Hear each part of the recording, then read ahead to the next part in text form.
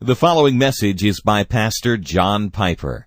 More information from Desiring God is available at www.desiringgod.org. Although the fig tree blossom not, and all the vines of our small plot be barren, and the olive fail, the sheep grow weak and heifers frail, we will rejoice in God, my love, and take our pleasures from above. The Lord our God shall be our strength, and give us life whatever length on earth He please, and make our feet like mountain deer, to rise and cleat the narrow path for man and wife that rises steep and leads to life.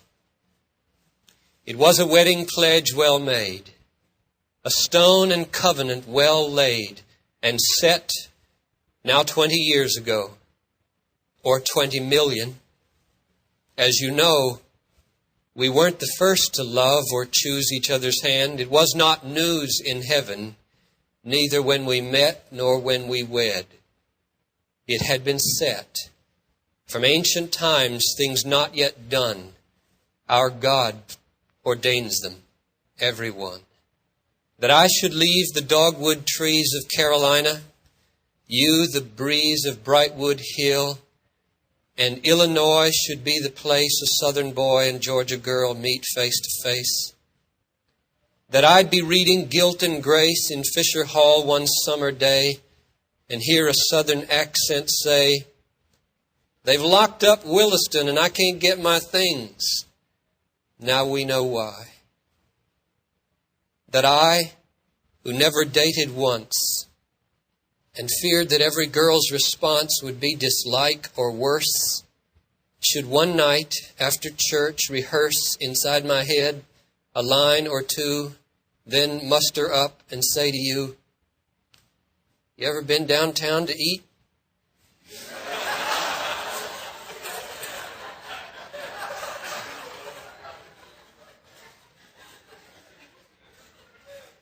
The popcorn shop is sort of neat. It's only 4 feet wide or so. There's ice cream too. Want to go? From ancient times, things not yet done, our God ordains them, every one. That I should fall in love that night and never have an appetite for anyone but you since then, these 22 years again. On 18 May in 68, I took you on a drizzly date to the lagoon. You wore blue jeans with pencil on them little scenes, a floppy jacket, army gray, to match the color of the day. And there beneath a great oak tree, I asked if you would marry me. And offered you a diamond ring and poems to put your heart on wing. Your words did not run to excess, as usual. You just said, yes. From ancient times, things not yet done, our God ordains them, every one. That year, December 21, the marriage foothills were begun. A velvet cross to our right hand, an open Bible on a stand, the preacher with a father's face, and Jane and Billy in their place. I promised I would love and lead. You promised you would meet my need. I vowed to take my cue from Christ, who loved His bride and sacrificed that she might live in holy joy, secure from all that would destroy. For better or for worse, we said, and that till one of us is dead. We prayed that God would weave a cord of rugged love, and so the Lord came down with customary zeal, and there created velvet steel. 3 years beneath the carob tree, we studied great theology in Pasadena with a man who understood God's awesome plan and made the Bible come untamed. We have never been the same. When newlyweds are stunned by God, they learn to prize His loving rod. A man and wife who learn to pray see all of life another way. A 3-year stop in Germany to show me what a wife could be when things that she depended on in 7 soaring hours were gone. And I discovered you were strong, with roots in God where they belong, not in a place or family. And now I knew that we were free. Free for missions, free for schools, free to let ourselves be fools, free to answer any call anywhere on earth at all. 6 years we heard the call to teach. And then I knew I had to preach. I asked you, will you go with me to serve at Bethlehem and see what sovereign grace will bring about?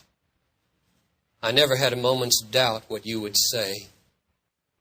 Almost 9 years you've loved a pastor, wept more tears each year than all the early ones combined, and raised 4 godly sons, and made yourself a place of praise amid the warfare of these days. How many know the steep incline for pastors' wives, especially mine? But never once have you or I regretted any move. And why? From ancient times, things not yet done, our God ordains them, every one. For better or for worse, we said, and that till one of us is dead. And after that, our eyes will see the worse was good for you and me. Although the fig tree blossom not, and all the vines of our small plot be barren, and the olive fail, the sheep grow weak, and heifers frail, we will rejoice in God, my love, and take our pleasures from above. The Lord our God shall be our strength, and give us life whatever length on earth He please, and make our feet like mountain deer to rise and cleat the narrow path for man and wife that rises steep and leads to life. We have a candle here to light. A city waits to see it bright. Come, strike with...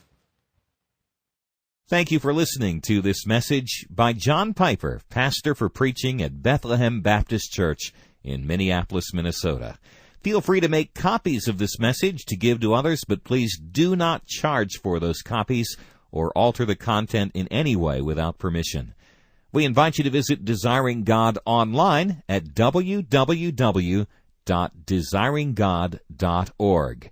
There you'll find hundreds of sermons, articles, radio broadcasts, and much more, all available to you at no charge. Our online store carries all of Pastor John's books, audio, and video resources. You can also stay up to date on what's new at Desiring God. Again, our website is www.desiringgod.org. Or call us toll-free at 1-888-346-4700. Our mailing address is Desiring God, 2601 East Franklin Avenue, Minneapolis, Minnesota, 55406. Desiring God exists to help you make God your treasure, because God is most glorified in us when we are most satisfied in Him.